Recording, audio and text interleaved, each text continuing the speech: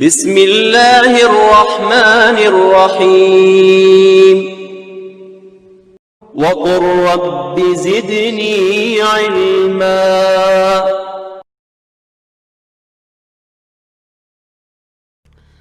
محترم بھائیوں اور بہنوں، آج ہماری گفتگو کا ٹاپک ہوگا، جیسا کہ ابھی آپ نے سنا، اخلاص کی برکتیں۔ اس موضوع کی بڑی اہمیت ہے اور اس حوالے سے گفتگو سننا وقت کی ضرورت بھی ہے۔ اس لیے سب سے پہلے آئیے ہم دیکھتے ہیں اخلاص کسے کہتے ہیں۔ اخلاص کا معنی ہوتا ہے پاک ہونا، پیور ہونا، ملاوٹ کا ختم ہونا، یعنی اخلاص میں صفائی ستھرائی، ملاوٹ سے پاک و صاف کرنے اور میل کچیل کو دور کرنے کا مفہوم پایا جاتا ہے۔ اور ایک مسلمان کی زندگی میں اخلاص یہ ہے کہ وہ اپنے قول میں، اپنے فعل میں اور اپنی ساری حرکتوں میں، اپنے سارے حرکات و سکنات میں صرف اللہ رب العالمین کی ذات کا قصد کرے۔ یہ ہے اخلاص۔ بس ایک مسلمان اللہ رب العالمین کی ذات کو اپنا ملجا اور ماوا تصور کرے۔ قل ان صلاتی ونسکی ومحیای ومماتی للہ رب العالمین۔ آپ فرما دیجئے کہ بے شک میری نماز، میری قربانی، میرا جینا اور میرا مرنا صرف اللہ رب العالمین کے لیے ہے۔ اور اخلاص کا اپوزٹ، اخلاص کی ضد شرک ہے۔ شرک کسے کہتے ہیں؟ اللہ کی ذات میں یا اس کی صفات میں یا عبادت میں کسی دوسرے کو شریک ٹھہرانا، یہ شرک ہے۔ اور شرک کی دو قسمیں ہوتی ہیں، شرک اکبر اور شرک اصغر، بڑا شرک اور چھوٹا شرک۔ بڑا شرک کیا ہے؟ مردوں کو پکارنا، مردوں کے لیے نذر و نیاز دینا، مردوں سے مدد طلب کرنا، مردوں سے شفا مانگنا، مردوں سے اولاد مانگنا، یہ سب شرک اکبر کی مثالیں ہیں۔ اور جو آدمی شرک اکبر کا ارتکاب کرتا ہے اس کا ٹھکانہ ہمیشہ ہمیش کے لیے جہنم ہوتا ہے۔ اللہ تعالیٰ نے سورہ المائدہ آیت نمبر 72 میں بیان فرمایا، اِنَّهُ مَن يُشْرِكْ بِاللَّهِ فَقَدْ حَرَّمَ اللَّهُ عَلَيْهِ الْجَنَّةَ وَمَأْوَاهُ النَّارُ، کہ جس کسی نے بھی اللہ کے ساتھ کسی کو شریک ٹھہرایا اس کا ٹھکانہ جہنم ہے۔ اللہ رب العالمین نے اس کے اوپر جنت کو حرام ٹھہرایا ہے اور ہمیشہ ہمیش کے لیے اس کا ٹھکانہ جہنم ہے۔ یہ تو شرک اکبر ہے، بڑا شرک۔ چھوٹا شرک کیا ہے؟ جیسے چھوٹے شرک میں ریاکاری بھی آ جاتی ہے۔ گویا کہ اخلاص کے اپوزٹ شرک ہے اور اخلاص کے اپوزٹ ریاکاری بھی ہے، دکھلاوا بھی ہے۔ اللہ کے نبی صلی اللہ علیہ وسلم نے ارشاد فرمایا، اخوف ما اخاف علیکم الشرک الاصغر، میں سب سے زیادہ تمہارے بارے میں جو ڈرتا ہوں اور ڈر محسوس کرتا ہوں وہ شرک اصغر کا ڈر محسوس کرتا ہوں۔ پوچھا گیا کہ شرک اصغر کیا ہے؟ تو آپ نے فرمایا یہ ریاکاری ہے، یہ دکھلاوا ہے، یہ نام و نمود کے لیے کوئی کام کرنا ہے۔ شرک اصغر میں یہ بات بھی آتی ہے کہ ایک بندہ اللہ کی قسم کھانے کے علاوہ کسی اور کی قسم کھائے۔ سنن ترمذی کی روایت ہے، اللہ کے نبی صلی اللہ علیہ وسلم نے ارشاد فرمایا، من حلف بغیر اللہ فقد کفر و اشرک، جس کسی نے اللہ کے علاوہ کسی اور کی قسم کھائی اس نے کفر کیا یا شرک کیا۔ گویا کہ قسم بھی صرف اللہ کی کھانی چاہیے۔ اگر کوئی آدمی اللہ کے علاوہ کسی اور کی قسم کھایا تو یہ شرک اصغر ہے۔ شرک اصغر میں سے یہ بھی آتا ہے کہ ایک آدمی کہے جو اللہ چاہے اور آپ چاہیں، جو اللہ چاہے اور آپ چاہیں، یہ کہنا بھی شرک اصغر ہے۔ کہنا کیا چاہیے؟ جو اللہ چاہے پھر آپ چاہیں۔ اللہ کے نبی صلی اللہ علیہ وسلم کے پاس سنن ابی داؤد کی روایت کے مطابق ایک آدمی نے کہا جو اللہ چاہے اور آپ چاہیں، آپ نے فرمایا ایسا مت کہو کہ جو اللہ چاہے اور آپ چاہے، بلکہ کہو جو اللہ چاہے پھر آپ چاہیں۔ برکیف یہ ہے شرک اصغر اور شرک اکبر، جو اخلاص کے اپوزٹ ہے، جس کی وضاحت ضروری تھی۔ اب آئیے ہم دیکھتے ہیں کہ اس اخلاص کی کیا اہمیت ہے۔ اخلاص دین کا ستون ہے، دین کا خلاصہ ہے، عطر ہے، نچوڑ ہے، دین کا لب لباب ہے، بلکہ سارے انبیاء کی دعوت کی جڑ اخلاص ہے۔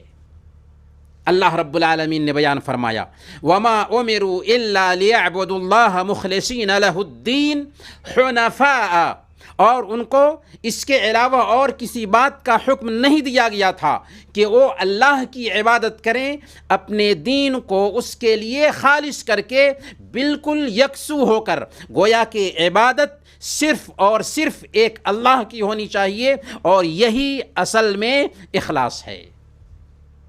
بلکہ ہم کوئی بھی عمل اللہ کی رضا حاصل کرنے کے لیے کرتے ہیں تو یہ عمل اس وقت تک قبول نہیں ہوتا اللہ رب العالمین کے ہاں جب تک کہ اس کے اندر 2 شرطیں نہ پائی جائیں۔ کتنی شرطیں؟ 2 شرطیں، یعنی عمل کی قبولیت کی 2 شرطیں ہیں۔ جب تک یہ 2 شرطیں نہ پائی جائیں تب تک اللہ تعالیٰ کوئی عمل ہم سے قبول نہیں کرتا۔ وہ 2 شرطیں کیا ہیں؟ پہلی شرط اس میں اخلاص ہو، گویا کہ اخلاص جس کے بارے میں ابھی ہم بات کر رہے ہیں، یہ عمل کی قبولیت کے لیے بنیادی شرط ہے۔ خالص اس عمل کو اللہ رب العالمین کے لیے انجام دیا جائے۔ اور دوسری شرط کہ وہ سنت کے مطابق ہو، اخلاص ہو اور سنت کے مطابق ہو۔ اللہ رب العالمین نے سورہ کہف کی آخری آیت میں، سورہ کہف کی آخری آیت میں عمل کی قبولیت کی ان 2 شرطوں کو بیان کر دیا۔ فمن كان يرجو لقاء ربه فليعمل عملا صالحا ولا يشرك بعبادة ربه احدا، جو کوئی بھی اپنے رب سے ملاقات کی امید رکھتا ہے اسے چاہیے کہ وہ نیک عمل کرے اور اللہ رب العالمین کے ساتھ کسی دوسرے کو شریک نہ ٹھہرائے۔ امام ابن کثیر رحمۃ اللہ علیہ اس آیت کے ضمن میں فرماتے ہیں وَهَذَانِ رُكْنَا الْعَمَلِ الْمُتَقَبَّلِ، کہ اس کے اندر عمل کی قبولیت کے 2 ارکان بیان کیے گئے ہیں، اور 2 ارکان کیا ہیں؟ اخلاص اور نبی صلی اللہ علیہ وسلم کا طریقہ۔ گویا کہ اخلاص جب تک کہ ہماری عبادت میں نہیں پایا جاتا تب تک وہ عبادت اللہ کے ہاں قابل قبول نہیں ہوگا۔ اخلاص کے بغیر کوئی بھی عبادت اللہ قبول نہیں کرتا۔ اب آئیے ہم دیکھتے ہیں اس اخلاص کی برکتیں کیا ہیں۔ جب ہمارے اندر اخلاص آتا ہے تو اس کی برکتیں کیسے ہم سمیٹتے ہیں اپنی زندگی میں، کیونکہ ہمارا ٹاپک اصل یہی ہے۔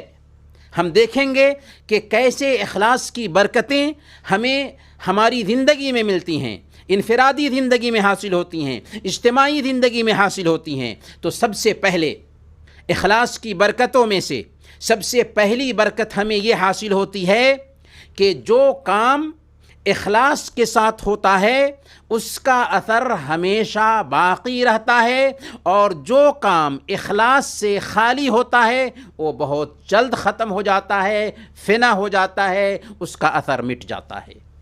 اللہ تعالیٰ نے فرمایا سورہ الرعد آیت نمبر 17 فَأَمَّا الزَّبَدُ فَيَذْهَبُ جُفَاءً وَأَمَّا مَا يَنْفَعُ النَّاسَ فَيَمْكُثُ فِي الْأَرْضِ، کہ جو جھاگ ہے وہ جلد ہی ختم ہو جاتا ہے، وہ اڑ جاتا ہے، اور جو انسانوں کے لیے نفع بخش ہے، فائدہ پہنچانے والی چیز ہے، وہ زمین میں ٹھہر جاتی ہے۔ گویا کہ ہمارے پاس اخلاص ہوگا تو اس کا اثر ہمیشہ ہمیشہ کے لیے رہے گا، اور اگر ہمارے اندر اخلاص نہیں تو پھر اس عمل کی اللہ کی نظر میں کوئی اہمیت نہیں ہوتی ہے، اس عمل کی اللہ رب العالمین کی نظر میں کوئی وقعت نہیں ہوتی ہے۔ حضرت عثمان رضی اللہ تعالی عنہ تیسرے خلیفہ ہیں، اللہ کے نبی صلی اللہ علیہ وسلم کے زمانے میں انہوں نے بئر روما خریدا تھا اور اس کنویں کو مسلمانوں کے لیے وقف کر دیا تھا۔ 1450 سال کا عرصہ گزر چکا ہے، لیکن اخلاص کے ساتھ حضرت عثمان رضی اللہ تعالی عنہ نے اس کنواں کو خریدا تھا۔ آج تک وہ وقف موجود ہے اور آج تک حضرت عثمان رضی اللہ تعالی عنہ کو اس کا ثواب مل رہا ہے۔ ہارون رشید جو بہت مشہور خلیفہ گزرے ہیں، ان کی بیوی کا نام زبیدہ تھا۔ زبیدہ نے جب دیکھا کہ حاجیوں کو حج کے موسم میں پانی حاصل کرنے میں بہت دشواری ہوتی ہے، تو انہوں نے ایک چشمہ باضابطہ جاری کرنے کا حکم دیا تھا۔ ایک چشمہ، ایک نہر بنانے کا حکم دیا تھا، جس کو آج بھی عین زبیدہ کے نام سے جانا جاتا ہے اور آج تک وہ چشمہ موجود ہے۔ تو اخلاص کی یہ برکت ہوتی ہے۔ ائمہ میں دیکھیے، ائمہ اربعہ، امام مالک، امام ابو حنیفہ، امام شافعی، امام احمد بن حنبل، اور ائمہ محدثین میں دیکھیے امام بخاری، امام مسلم، امام ابو داود، امام نسائی، امام ترمذی، امام ابن ماجہ اور امام ابن تیمیہ، ابن قیم، بڑے بڑے ائمہ جو گزرے، ان کی اخلاص کی وجہ سے آج تک ان کی کتابیں محفوظ ہیں، ان کا علم محفوظ ہے، ان کا نام لیا جا رہا ہے۔ یہ سب اخلاص کی برکت ہے۔ لیکن اگر اخلاص نہ ہو، اخلاص کا فقدان پایا جائے، تو اس کا انجام کیا ہوتا ہے؟ اخلاص کا فقدان ہو تو پھر اس کی کوئی اہمیت نہیں ہوتی، اس عمل کی اللہ رب العالمین کی نظر میں کوئی حیثیت نہیں ہوتی۔ اللہ پاک نے سورہ الفرقان آیت نمبر 23 میں بیان فرمایا، وَقَدِمْنَا إِلَى مَا عَمِلُوا مِنْ عَمَلٍ فَجَعَلْنَاهُ هَبَاءً مَنْثُورًا، کہ انہوں نے جو عمل کیا تھا ہم نے ان سب کو غبار کی طرح اڑا دیا، غبار کی طرح اڑا دیا۔ کیوں؟ اس لیے کہ اخلاص کے بغیر وہ عمل ہوا، اس کے اندر شرک تھا، اس کے اندر ریاکاری تھی، اس لیے اللہ رب العالمین اس عمل کو قبول نہیں کرتا۔ صحیح مسلم کی روایت ہے، حضرت عائشہ صدیقہ رضی اللہ تعالی عنہ بیان فرماتی ہیں کہ میں نے اللہ کے نبی صلی اللہ علیہ وسلم سے کہا تھا کہ یا رسول اللہ، عبداللہ بن جدعان زمانے جاہلیت میں صلہ رحمی کرتا تھا اور فقیروں کو کھانا کھلاتا تھا، کیا اس کا یہ کام کل قیامت کے دن کچھ فائدہ پہنچائے گا؟ کیونکہ وہ دیالو انسان تھا، صلہ رحمی کرتا تھا، غریبوں کو کھانا کھلاتا تھا، سخی انسان تھا۔ اللہ کے نبی صلی اللہ علیہ وسلم نے فرمایا، لا ينفعه انه لم يقل يوما رب اغفر لي خطیئتی یوم الدین۔ اس کا یہ عمل اگرچہ ویلفیئر کا کام کیا، غریبوں کو کھانا کھلایا، صلہ رحمی کی، اس کا یہ عمل کچھ بھی اس کو فائدہ نہیں دے گا۔ کیوں؟ اخلاص سے خالی تھا، توحید پر نہیں تھا، شرک کر رہا تھا۔ تو جو عمل اخلاص سے خالی ہو، توحید پر مبنی نہ ہو، اللہ رب العالمین کی نظر میں اس کی کوئی حیثیت نہیں ہوتی۔ اگر اخلاص ہو تو اس نیت کا بھی ہم کو ثواب ملتا ہے، اگرچہ ہم وہ عمل نہ کر سکے ہوں۔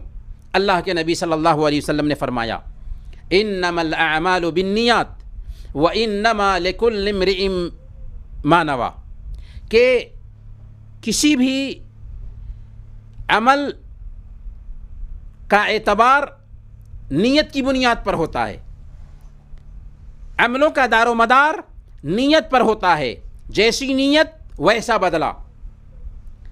اس ناحیہ سے اخلاص کی برکت یہ ہے کہ اگر وہ کام آپ نہ بھی کر سکے، لیکن اگر اخلاص تھا، سچی نیت تھی، تو اس اخلاص کی بنیاد پر، اس سچی نیت کی بنیاد پر اللہ رب العالمین اس کا ثواب ہمیں عطا فرماتا ہے۔ اللہ کے نبی صلی اللہ علیہ وسلم نے صحیح بخاری کی روایت کے مطابق بیان فرمایا، اذا مرض العبد او سافر كتب له مثل ما كان يعمل مقيما صحيحا، کہ جب ایک بندہ بیمار پڑ جاتا ہے یا سفر میں ہوتا ہے تو جو کچھ بھی وہ اقامت کی حالت میں اور صحت مندی کی حالت میں کیا کرتا تھا، وہ سارا کا سارا عمل اس کے حق میں لکھا جاتا ہے۔ بیماری کی وجہ سے، سفر کی وجہ سے اگر وہ نیک عمل نہ کر سکا اور پہلے وہ عمل کرنے کی اس کو عادت تھی، تو صحت مندی کی حالت میں جو کچھ بھی عمل کرتا تھا، اقامت کی حالت میں جو کچھ بھی عمل کرتا تھا، اس کے حق میں وہ سارا کا سارا عمل لکھا جاتا ہے اگرچہ اس نے نہیں کیا۔ یہ فائدہ اخلاص کا ہے۔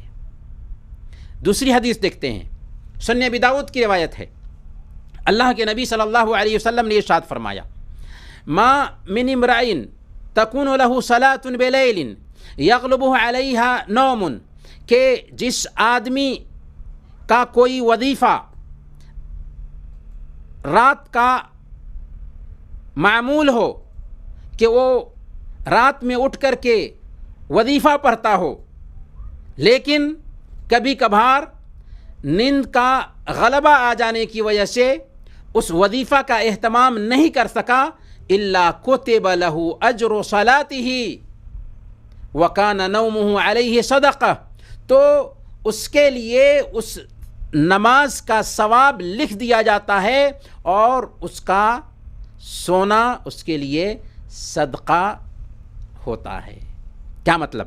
مطلب یہ ہے کہ اگر آپ کا معمول تھا رات میں جگ کر کے نماز پڑھنا، تہجد کا اہتمام کرنا، آپ اس کام میں مخلص تھے، ایک رات آپ کی آنکھ نہ کھل سکی، تو اس رات بھی آپ کو تہجد پڑھنے کا ثواب ملے گا، اللہ رب العالمین کے ہاں لکھ دیا جائے گا کہ اس رات بھی آپ نے تہجد پڑھی، اگرچہ آپ اس رات کو سو کر کے گزار دیے۔ یہ ہے اخلاص کی برکت۔ تیسری حدیث دیکھتے ہیں، سنن ابی داؤد کی روایت ہے، اللہ کے نبی صلی اللہ علیہ وسلم نے ارشاد فرمایا، جو آدمی اچھی طرح سے وضو کرتا ہے اور پھر مسجد جاتا ہے اور دیکھتا ہے کہ لوگ نماز سے فارغ ہو چکے ہیں، جماعت ختم ہو چکی ہے، تو اللہ تعالیٰ اسے مسجد میں حاضر ہو کر نماز ادا کرنے والوں کے ساتھ جماعت کا برابر ثواب عطا فرماتا ہے، اور اس سے اس کے اجر میں کوئی کمی واقع نہیں ہوتی۔ مطلب کیا ہوا کہ ایک بندہ سچی نیت کے ساتھ گھر سے نکلا، تاخیر نہیں کی، یہ نہیں کہ اذان ہو گئی اور آرام سے گھر میں بیٹھے ہوئے ہیں، نہیں، سچی نیت کے ساتھ وضو کر کے گھر سے نکلا نماز ادا کرنے کے لیے، دیکھا کہ جماعت ختم ہو چکی ہے اور اس کی نیت سچی تھی، نماز میں تاخیر کرنے کی عادت نہیں تھی، تو اللہ رب العالمین اگرچہ وہ اکیلے نماز پڑھے گا لیکن جماعت کا ثواب عطا فرمائے گا۔ یہ اخلاص کی برکت ہے۔ چوتھی حدیث دیکھیے، صحیح مسلم کی روایت ہے، اللہ کے نبی صلی اللہ علیہ وسلم نے ارشاد فرمایا، من سأل اللہ الشہادۃ بصدق بلغہ اللہ منازل الشہداء وإن مات علی فراشہ، جس کسی آدمی نے سچے دل سے اللہ رب العالمین سے شہادت کا سوال کیا کہ اللہ مجھے شہادت کی موت نصیب فرما، اور سچے دل کے ساتھ اخلاص کے ساتھ اس نے اللہ رب العالمین سے شہادت کی تمنا کی، شہادت کا سوال کیا، تو اللہ رب العالمین اس کو شہادت کی موت نصیب فرماتا ہے، اگرچہ اس کی موت بستر پر ہوئی ہو۔ گویا یہ اخلاص کی برکت ہے کہ اگر ہم اللہ رب العالمین سے تمنا رکھتے ہیں، اللہ رب العالمین سے دعا کرتے ہیں کہ اے اللہ ہمیں شہادت کی موت نصیب فرما، ہمیں شہادت کی موت نہیں ملتی، بستر پر وفات پاتے ہیں، لیکن چونکہ ہماری تمنا تھی، ہماری خواہش تھی، تو اس خواہش، اس اخلاص کی بدولت اللہ رب العالمین ہمیں شہادت کی موت نصیب فرماتا ہے، صرف اخلاص کی وجہ سے۔ پانچویں حدیث دیکھتے ہیں، صحیح مسلم کی روایت ہے، حضرت جابر رضی اللہ تعالیٰ عنہ اس حدیث کو روایت کرتے ہیں، وہ بیان کرتے ہیں کہ ہم لوگ اللہ کے نبی صلی اللہ علیہ وسلم کے ساتھ ایک غزوہ میں تھے۔ آپ غزوہ سے لوٹ کر آ رہے تھے تو آپ نے فرمایا ان بالمدینۃ لرجالا ما سرتم مسیرا ولا قطعتم وادیا الا كانوا معكم حبسهم المرض۔ مدینہ میں کچھ لوگ ایسے ہیں کہ تم نے جہاں جہاں بھی قدم رکھا، جس وادی کو طے کیا، وہ لوگ جو مدینہ میں رہ گئے ہیں وہ تمہارے ساتھ تھے۔ ان کو عذر نے روک رکھا تھا، بیماری نے روک رکھا تھا۔ گویا ایک انسان کی نیت اچھی ہے، جہاد میں شریک ہونا چاہتا تھا لیکن وہ بیمار پڑ گیا، معذور ہے جہاد میں شرکت کرنے سے، تو اللہ رب العالمین مجاہدین کا ثواب اس کو بھی عنایت فرماتا ہے۔ یہی بات اللہ کے نبی صلی اللہ علیہ وسلم فرما رہے تھے کہ کچھ لوگ ایسے ہیں جو مدینہ میں ٹکے ہوئے ہیں، بیماری کی وجہ سے وہ ہمارے ساتھ جہاد میں شریک نہ ہو سکے ہیں، لیکن تمہارے ساتھ اجر میں ثواب میں برابر کے شریک ہیں۔ کیوں؟ یہ اخلاص کی برکت ہے۔ گویا کہ اخلاص جب آتا ہے تو ہم اخلاص کی بنیاد پر وہ کام نہیں کرتے، لیکن پھر بھی ہمیں اس کا ثواب مل جاتا ہے۔ اخلاص کی تیسری برکت یہ ہے کہ اخلاص سے ہی بندے کو نجات ملتی ہے۔ اگر نجات پانا ہے دنیا میں آخرت میں تو اخلاص اپنانا ضروری ہے۔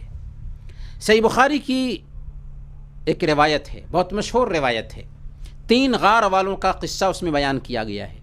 آپ لوگوں نے سنا ہوگا یہ قصہ۔ 3 غار والے ایک مرتبہ نکلتے ہیں سفر پر، بارش ہونے لگتی ہے، ایک غار کے دہانے میں چھپ جاتے ہیں، غار کے منہ پر ایک چٹان گرتا ہے اور سارے لوگ اسی میں قید ہو جاتے ہیں۔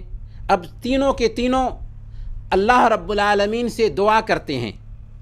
ہم تفصیل میں نہیں جانا چاہتے، لیکن اس قصے میں ہم بتانا یہ چاہ رہے ہیں کہ ان تینوں نے اللہ رب العالمین سے دعا کیا، کیونکہ ان کے پاس ایسا خفیہ عمل تھا، اخلاص کے ساتھ کیا ہوا عمل، جسے وہ جانتے تھے اور ان کا رب جانتا تھا۔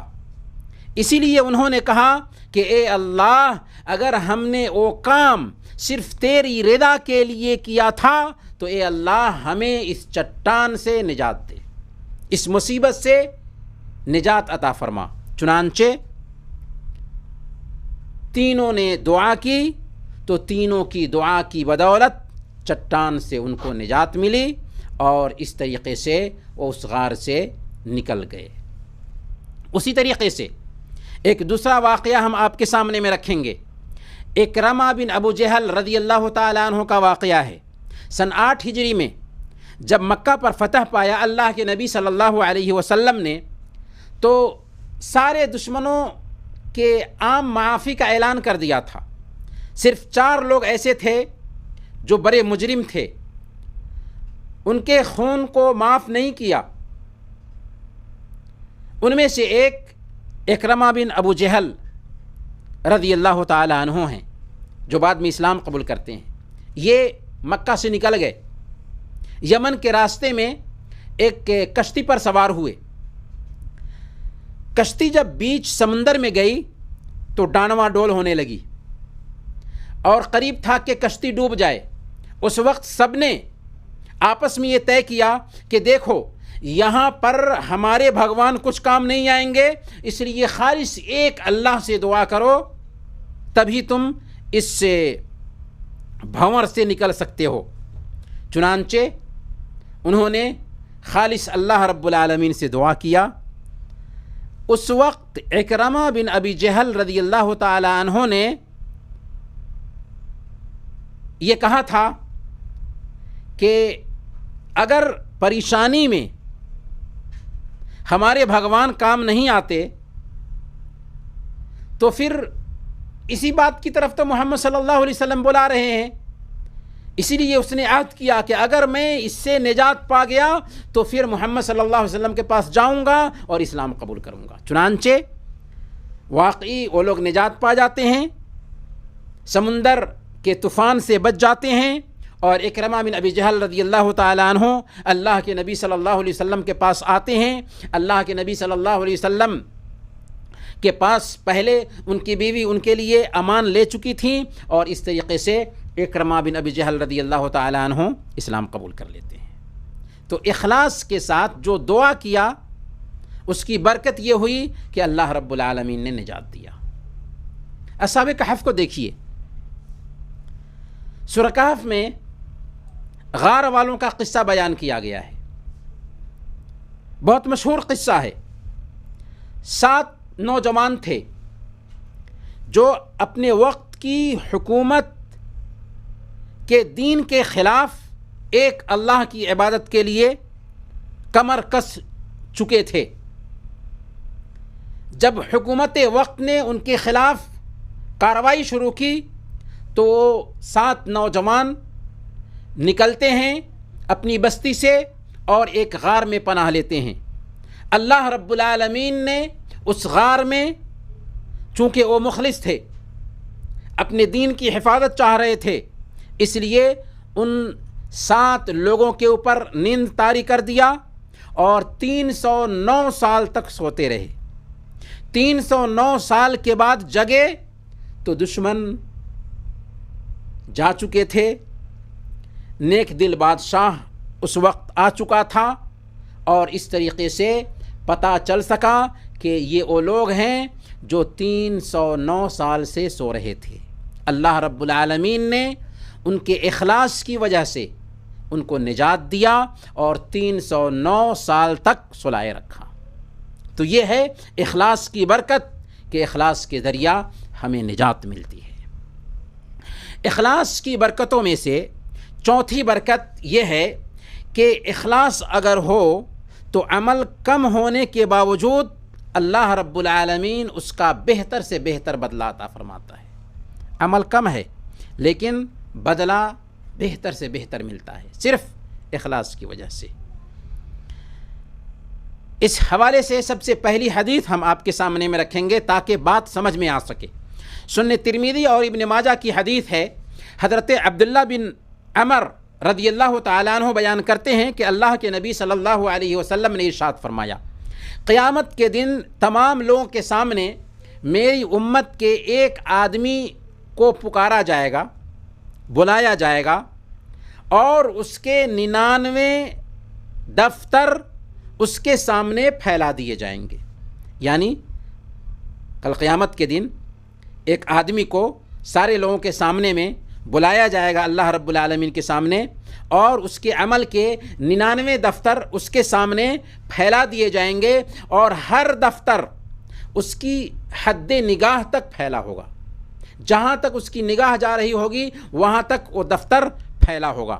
پھر اللہ رب العالمین اس وقت اس سے فرمائے گا، اے میرے بندے، کیا تم اس میں سے کسی بھی چیز کا انکار کرتے ہو؟ یہ جو دفتر ہے تیرے عمل کا 99 دفتر، اور ہر دفتر تیری نگاہ جہاں تک جا رہی ہے وہاں تک پھیلا ہوا ہے، کیا اس میں سے کسی چیز کا تم انکار کرتے ہو؟ وہ کہے گا، نہیں یہ رب، میں ان میں سے کسی بھی چیز کا انکار نہیں کرتا. اللہ فرمائے گا، کیا میرے محافظ کاتبوں نے یعنی میرے فرشتوں نے تم پر ظلم کیا ہے؟ وہ کہے گا، نہیں یا میرے رب، فرشتوں نے ظلم نہیں کیا. اللہ فرمائے گا کہ کیا تیرے پاس کوئی اور نیکی ہے؟ وہ ڈر جائے گا، کہے گا کہ نہیں یا اللہ، میرے پاس کوئی نیکی نہیں. اللہ فرمائے گا، نہیں، تیرے پاس نیکیاں ہیں، آج تیرے اوپر ظلم نہیں کیا جائے گا. پھر ایک پرچہ نکالا جائے گا، اس کو حدیث البطاقہ کہتے ہیں. ایک پرچہ نکالا جائے گا جس پر اشہد اللہ الہ الا اللہ و اشہد ان محمدن عبدہ و رسولہ لکھا ہوگا. وہ کہے گا، اے میرے رب، ان دفتروں کے سامنے میں اس بطاقہ، اس پرچے کی کیا حیثیت ہے؟ اللہ رب العالمین فرمائے گا میرے بندے آج تم پر ظلم نہیں کیا جائے گا.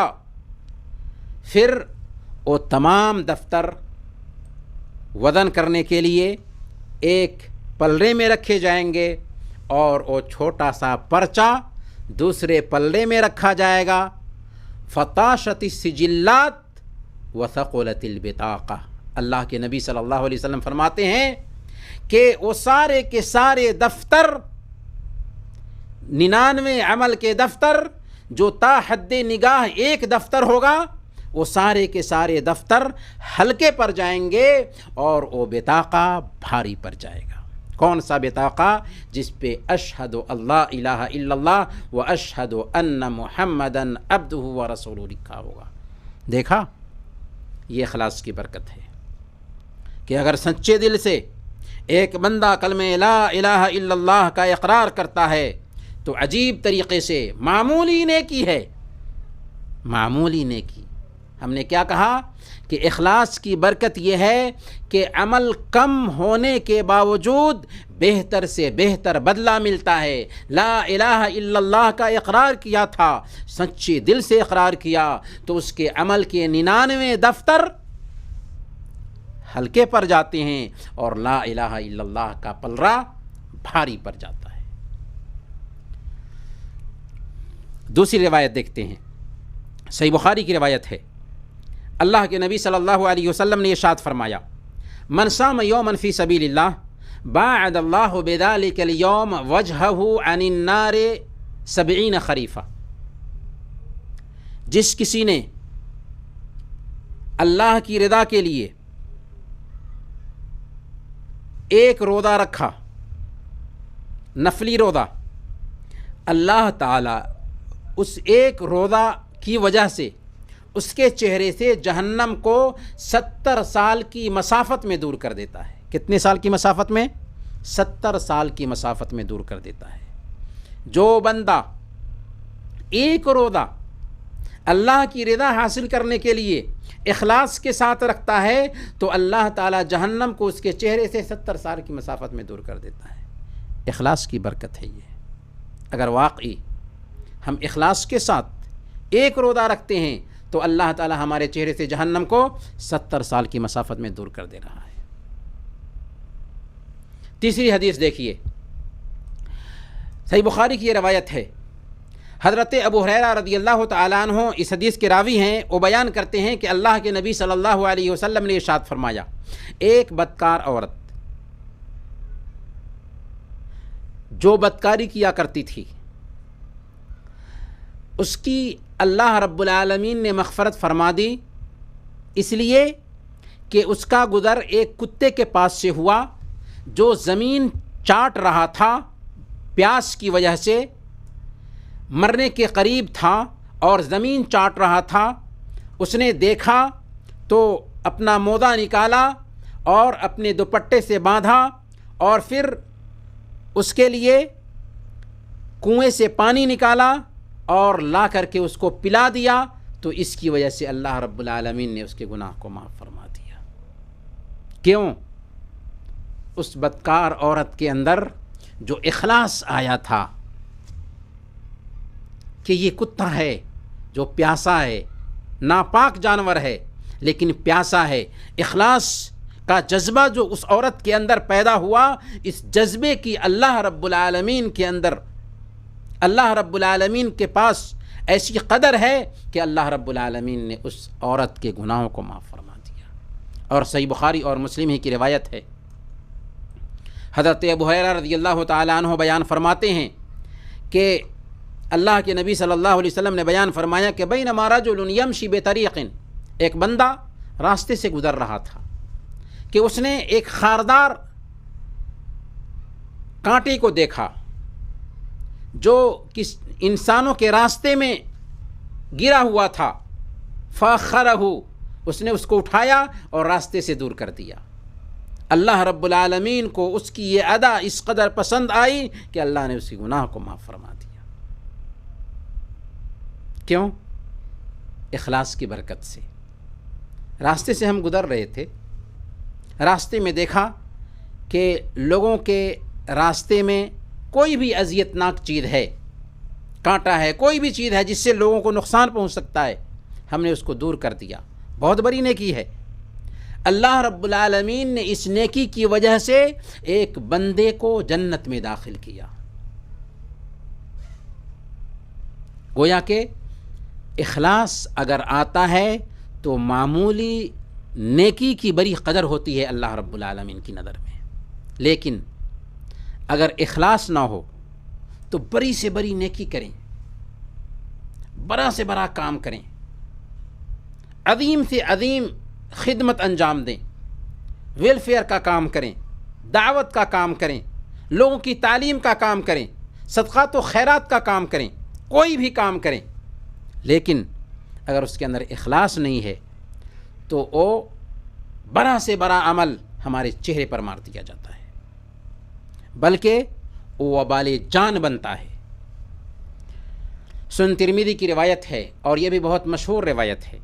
حضرت ابو ہریرہ رضی اللہ تعالیٰ عنہ اس حدیث کو جب بیان کرتے ہیں تو تین مرتبہ ان کو غشی آ جاتی ہے، ان کے اوپر غشی طاری ہو جاتی ہے۔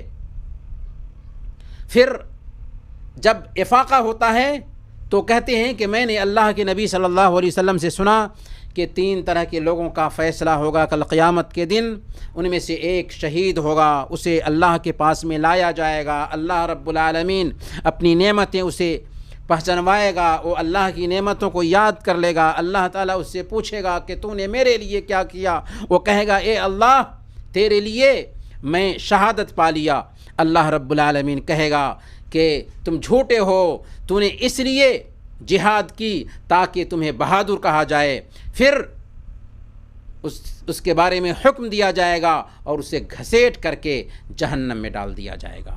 پھر ایک دوسرے شخص کو لایا جائے گا جو قرآن کا قاری ہوگا اور عالم ہوگا، اس سے اللہ رب العالمین پوچھے گا کہ تو نے میرے لیے کیا کیا۔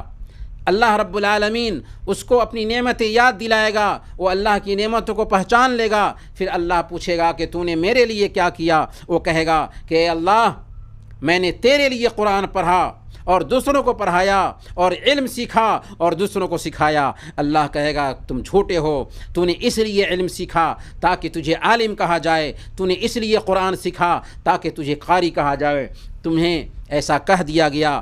چنانچہ اس کے بارے میں حکم دیا جائے گا اور گھسیٹ کر کے اسے جہنم میں ڈال دیا جائے گا۔ پھر تیسرا شخص لایا جائے گا جو داتا ہوگا، سخی ہوگا، اس سے اللہ رب العالمین اپنی نعمتوں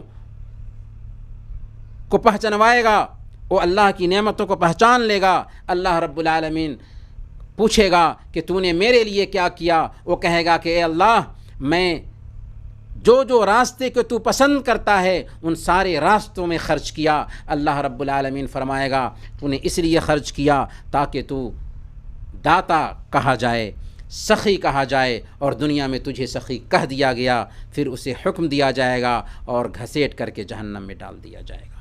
تو دیکھیں عمل تو بہت بڑا ہے، شہید ہے، جان قربان کر دی اللہ کی راہ میں، حافظ ہے، عالم ہے، اور داتا اور سخی ہے، جو اللہ کی راہ میں خرچ کرنے والا ہے، لوگوں کو دین سکھانے والا ہے، قرآن کی تلاوت کرنے والا ہے، لیکن اتنا عظیم کام کیا پر اخلاص سے خالی یہ کام رہا، ریاکاری آئی، نام و نمود اس کے اس عمل میں آ گیا، جس کی وجہ سے اللہ رب العالمین کی نظر میں اس کے اس عظیم کام کی بھی کوئی وقت نہیں، بلکہ وہ درد سر بن گیا اس کے لیے۔ اور یہ 3 طرح کے لوگ ہیں جن سے جہنم کو سلگایا جائے گا۔ اس سے ہم سمجھ سکتے ہیں کہ اخلاص کی کتنی اہمیت ہے اللہ کی نظر میں۔ اخلاص کی بنیاد پر معمولی عمل عظیم بن جاتا ہے، اور اخلاص اگر نہ پایا جائے تو عظیم سے عظیم عمل کی اللہ رب العالمین کی نظر میں کوئی اہمیت نہیں ہوتی۔ اخلاص کی 5ویں برکت یہ ہے کہ اللہ کے نبی صلی اللہ علیہ وسلم کی اخلاص کی بنیاد پر شفاعت نصیب ہونے والی ہے کل قیامت کے دن۔ صحیح بخاری کی روایت ہے، حضرت ابو ہریرہ رضی اللہ تعالیٰ عنہ بیان کرتے ہیں کہ میں نے اللہ کے نبی صلی اللہ علیہ وسلم سے پوچھا، یا رسول اللہ، من اسعد الناس بشفاعتک یوم القیامہ، اے اللہ کے نبی صلی اللہ علیہ وسلم، قیامت کے دن آپ کی سفارش کے سب سے زیادہ حقدار کون ہوں گے؟ اللہ کے نبی صلی اللہ علیہ وسلم نے فرمایا کہ مجھے پتا تھا اے ابو ہریرہ، اللہ یسألنی عن هذا الحدیث احد اول منک، مجھے معلوم تھا کہ اس سلسلے میں تجھ سے پہلے کوئی بھی مجھ سے نہیں پوچھ سکتا تھا، کیونکہ میں نے تیرے اندر حدیث حاصل کرنے، حدیث سیکھنے کی حرص دیکھ رکھی تھی۔ چنانچہ اللہ کے نبی صلی اللہ علیہ وسلم نے فرمایا، اسعد الناس بشفاعتی یوم القیامہ من قال لا الہ الا اللہ خالصا من قبل نفسہ، کہ کل قیامت کے دن میری سفارش کا سب سے زیادہ حقدار وہ ہوگا جو لا الہ الا اللہ کا خالص دل کے ساتھ اقرار کیا ہوگا، اخلاص کے ساتھ اقرار کیا ہوگا۔ گویا کہ جس نے لا الہ الا اللہ کا اقرار اخلاص کے ساتھ کیا، کل قیامت کے دن اللہ کے نبی صلی اللہ علیہ وسلم کی سفارش اسے ملنے والی ہے۔ یہ اخلاص کی برکت ہے۔ اخلاص کی برکت یہ بھی ہے کہ اخلاص کی وجہ سے عجیب طریقے سے شیطان سے ہمیں بچاؤ حاصل ہوتا ہے، شیطان کے حربے سے، شیطان کی گرفت سے ہم بچے رہتے ہیں۔ اگر ہم مخلص ہیں اپنے عمل میں، ہمارے اندر اخلاص ہے، تو شیطان کا حربہ ہمارے اوپر کامیاب نہیں ہوتا۔ سورہ الحجر میں اللہ رب العالمین نے بیان فرمایا، قال ربی بما اغویتنی، کہ اے اللہ، کہ تو نے مجھے جو گمراہ کیا، اب مجھے بھی قسم ہے کہ میں بھی زمین میں تیرے بندوں کے لیے گناہوں کو مدین کرتا رہوں گا، تاکہ گناہوں کو مدین کر کے ان کو بہکاتا رہوں، الا عبادک منہم المخلصین، لیکن میں بہکاؤں گا تیرے راستے میں، آگے سے، پیچھے سے، دائیں سے، بائیں سے، ہر طرف سے آؤں گا، تیرے بندوں کو گمراہ کروں گا، لیکن جو مخلص بندے ہیں، جو تیرے مخلص بندے ہیں، وہ میرے فریب میں نہیں آئیں گے۔ گویا کہ شیطان کو بھی اس بات کا اقرار ہے، شیطان بھی مانتا ہے کہ جن بندوں کے اندر اخلاص ہوتا ہے وہ بندے شیطان کے فریب میں نہیں آتے۔ شیطان کا حربہ ایسے بندوں پہ کامیاب نہیں ہوتا۔ 7ویں نمبر پر اخلاص کی برکت یہ ہوتی ہے کہ اخلاص کی بنیاد پر ہمیں سکون قلب ملتا ہے، دل کا سکون حاصل ہوتا ہے۔ اگر اخلاص نہ ہو تو ٹینشن، پریشانی، ڈپریشن، اضطراب، عجیب عجیب طرح سے ایک انسان پریشان دکھائی دیتا ہے، کیونکہ اس کے اندر اخلاص نہیں ہے، اس کے اندر ریاکاری ہے، اس کے اندر شرک ہے۔ اللہ تعالیٰ نے فرمایا سورہ الانعام آیت نمبر 82، الذین آمنوا ولم یلبسوا ایمانہم بظلم اولئک لہم الامن وہم مہتدون، جو لوگ ایمان لائے اور اپنے ایمان کو شرک کے ساتھ آلودہ نہ کیا۔ ظلم سے مراد اس آیت میں شرک ہے، کیونکہ ان الشرک لظلم عظیم، کہ سارے ظلموں میں سب سے بڑا ظلم شرک ہے۔ ظلم بہت سارے ہیں، لیکن ان سارے ظلموں میں سب سے بڑا ظلم شرک ہے۔ اللہ نے فرمایا الذین آمنوا ولم یلبسوا ایمانہم بظلم، جو ایمان لائے اور اپنے ایمان کو ظلم کے ساتھ آلودہ نہ کیا، یعنی شرک کے ساتھ آلودہ نہ کیا، اولئک لہم الامن، انہی کے لیے امن ہے۔ امن چاہیے، سکون چاہیے، دلی سکون کی تلاش ہے تو ہمیں اپنے اندر اخلاص پیدا کرنا ہوگا۔ اولئک لہم الامن وہم مہتدون، اور وہی راہ راست پر ہیں۔ سنن ابن ماجہ کی روایت ہے، اللہ کے نبی صلی اللہ علیہ وسلم نے بہت ہی پیاری حدیث میں یہ نقطہ سمجھایا کہ ایک انسان جب مخلص ہوتا ہے تو اس کو دنیا کیسے ملتی ہے، اور ایک انسان اخلاص سے خالی ہوتا ہے، دنیا کے چکر میں لگا رہتا ہے تو کیا حال ہوتا ہے دنیا میں۔ اللہ کے نبی صلی اللہ علیہ وسلم نے بیان فرمایا، من کانت الدنیا ہمہ، جس کی کوشش دنیا کے لیے ہوتی ہے، فرق اللہ علیہ امرہ، اللہ تعالیٰ اس کے معاملے کو اس کے اوپر منتشر کر دیتا ہے، پھیلا دیتا ہے۔ وجعل فقرہ بین عینیہ، اور اس کی آنکھوں کے سامنے اس کے فقر و فاقہ کو ظاہر کر دیتا ہے۔ ولم یأتہ من الدنیا الا ما کتب لہ، اور دنیا اسے اتنا ہی ملتی ہے جتنا اللہ رب العالمین نے اس کے حق میں لکھ دیا ہوتا ہے۔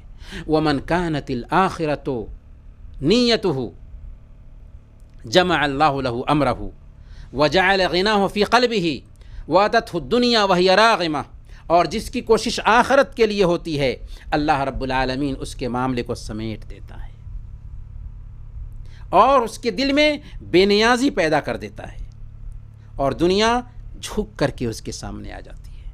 گویا کہ اگر ہم مخلص ہیں، اگر ہمارے اندر اخلاص ہے، اگر ہم آخرت کے رسیا ہیں، تو اللہ رب العالمین ہمارے معاملے کو سمیٹ دیتا ہے، دل میں بے نیازی لاتا ہے، اور دنیا جھک کر کے ہمارے سامنے آتی ہے۔ اس لیے ہمیں مخلص بننا ہے۔ جب ہم مخلص بنیں گے تو دنیا بھی ملے گی، آخرت بھی ملے گی۔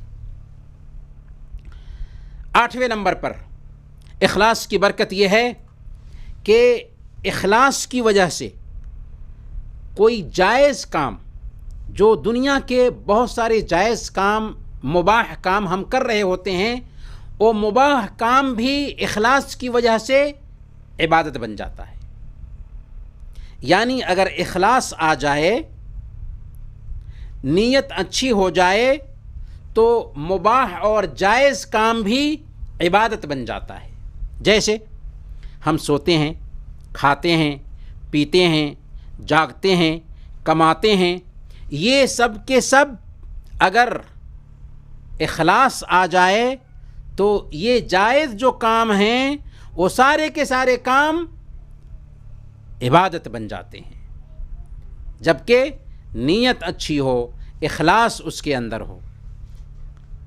ایک بندہ اگر سوتا ہے اس نیت سے کہ سو کر کے اللہ کی عبادت کے لیے اپنی آنکھ کو آرام دے سکیں، تاکہ ہم اللہ کی عبادت کر سکیں، تو یہ سونا بھی اس کے لیے عبادت بن جاتا ہے۔ اسی لیے حضرت معاذ رضی اللہ تعالیٰ عنہ فرماتے ہیں، فَأَحْتَسِبُ نَوْمَتِي كَمَا أَحْتَسِبُ قَوْمَتِي، کہ جیسے میں اپنے قیام میں ثواب تلاش کرتا ہوں، ثواب کی امید سے میں قیام کرتا ہوں، ویسے ہی میں سوتا بھی ہوں تو ثواب کی امید سے سوتا ہوں۔ تو سوتے وقت اگر ایک بندہ یہ نیت رکھے کہ میں سو رہا ہوں، آنکھ کو آرام دے سکوں تاکہ میں اللہ کی عبادت پر قوت پا سکوں، تو اس کا سونا بھی عبادت بن جائے گا۔ کھانا پینا بھی عبادت ہو سکتا ہے، جبکہ حلال کمائی سے وہ کھائے پیے اور کھاتے پیتے وقت یہ نیت رکھے کہ اللہ کی عبادت کے لیے میں قوت حاصل کر رہا ہوں، تو اس کا کھانا اور پینا بھی عبادت بن جائے گا، اخلاص کی بنیاد پر، نیت کی بنیاد پر۔ اسی طریقے سے ایک بندہ کما رہا ہے، 8 گھنٹے محنت کرتا ہے، اگر وہ اس 8 گھنٹے کی محنت میں یہ نیت رکھے کہ میں حلال کما کر کے حلال روزی اپنے پیٹ میں ڈالنا چاہتا ہوں اور حلال طریقے سے اپنے بچوں کی تربیت کرنا چاہتا ہوں، تاکہ حلال طریقے سے وہ کھائیں پئیں اور اللہ کی عبادت کریں، تو یہ کمانا بھی اس کے لیے عبادت ہو جائے گا۔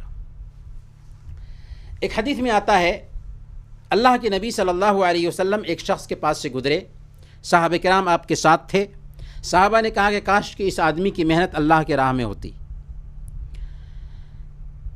اللہ کے نبی صلی اللہ علیہ وسلم نے فرمایا اگر یہ آدمی اپنے بچوں کے لیے محنت کر رہا ہے تو یہ بھی اللہ کی راہ میں ہے۔ اگر یہ آدمی حلال طریقے سے کما کر کے حلال روزی کھانا چاہ رہا ہے تو یہ بھی اللہ کے راستے میں ہے۔ اور اگر یہ آدمی اپنے بوڑھے ماں باپ کی پرورش کرنا چاہتا ہے تو یہ بھی اللہ کی راہ میں ہے۔ ہاں، اگر یہ نام و نمود کے لیے ایسا کرنا چاہتا ہے تو شیطان کے راستے میں ہوگا۔ دیکھا، اخلاص کے ساتھ اگر ہم محنت کرتے ہیں، 8 گھنٹے نوکری کرتے ہیں تو یہ بھی عبادت بن جاتا ہے۔ گویا کہ عادت بھی عبادت بن جاتی ہے، کب؟ جب کہ اس میں اخلاص ہو۔ اللہ کے نبی صلی اللہ علیہ وسلم نے صحیح بخاری اور مسلم کی روایت کے مطابق حضرت سعد بن ابی وقاص رضی اللہ تعالی عنہ سے فرمایا تھا، انک لن تنفق نفقۃ تبتغی بها وجہ اللہ الا اجرت علیہا حتی ما تجعل فی امرأتک، کہ اے سعد بن ابی وقاص تم جو کچھ بھی خرچ کرتے ہو اللہ کی رضا حاصل کرنے کے لیے، یعنی اخلاص کے ساتھ، اس پر تمہیں اجر ملتا ہے۔ جو کچھ بھی خرچ کرتے ہو اس پر تمہیں اجر ملتا ہے، یہاں تک کہ تم جو لقمہ اپنی بیوی کے منہ میں ڈالتے ہو، مقصود کیا ہے کہ تم اپنے بچوں کو جو کھلاتے ہو اس پر بھی تمہیں اجر ملتا ہے۔ کب؟ جب کہ واقعی آدمی مخلص ہو کمائی میں۔ گویا کہ اپنی عادت کو بھی اخلاص کی بنیاد پر ہم عبادت بنا سکتے ہیں، یہ اخلاص کی برکت ہے۔ آخری نقطہ جو ہم بیان کرنا چاہیں گے وہ ہے، اگر اخلاص ہو تو اخلاص کی وجہ سے یہ اخلاص کی برکت ہے کہ عمل کی انجام دہی آسان ہو جاتی ہے۔ اگر ہم مخلص ہوں گے، ہمارے عمل میں ریاکاری نہیں، دکھلاوا نہیں، ہم نام و نمود نہیں چاہتے، ہم واہ واہی نہیں چاہتے، بلکہ ہم یہ چاہتے ہیں کہ اللہ کے لیے یہ کام کریں، تو وہ کام ہمارے لیے بہت آسان ہو جاتا ہے۔ اگر دکھلاوا مقصد ہو، ریاکاری مقصد ہو، نام و نمود مقصد ہو تو کام بہت بھاری پڑتا ہے۔ اس سلسلے میں بھی ہم ایک واقعہ آپ کو سنانا چاہیں گے۔ مولانا اسماعیل شہید رحمۃ اللہ علیہ بہت بڑی شخصیت تھی ہندوستان کی، جن کی کتاب ہے تقویۃ الایمان۔ تحریک شہیدین میں سے ایک عالم وہ بھی ہیں۔ تو مولانا اسماعیل شہید رحمۃ اللہ علیہ کا ایک بھرے مجمع میں جامع مسجد کے پاس اجلاس عام ہوا۔ آپ نے خطاب فرمایا بھرے مجمع کو۔ جب خطاب فرمانے کے بعد لوٹ رہے تھے تو ایک آدمی بہت دور سے چل کر کے آ رہا تھا۔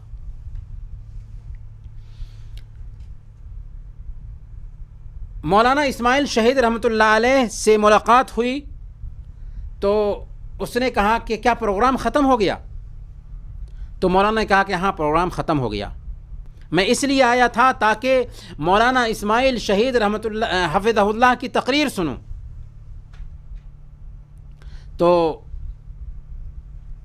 انہوں نے کہا کہ میں ہی اسماعیل شہید ہوں، اور اگر تم آئے ہو محنت کر کے یہاں پر تاکہ اسماعیل شہید کی تقریر سنو، تو پھر میں تمہیں جو کچھ بھی وہاں پہ بولا ہوں وہ ساری کی ساری باتیں تمہیں یہاں پر کھڑے ہو کر کے تمہیں سنا دیتا ہوں۔ چنانچہ مولانا اسماعیل شہید رحمۃ اللہ علیہ نے جو تقریر جتنے منٹ تک عام مجمع میں کی تھی وہی تقریر ہو بہو اس ایک آدمی کے سامنے کر کے اس آدمی کا شوق پورا کیا۔ لوگوں نے کہا کہ اس ایک آدمی کے لیے آپ نے اتنی زحمت فرمائی؟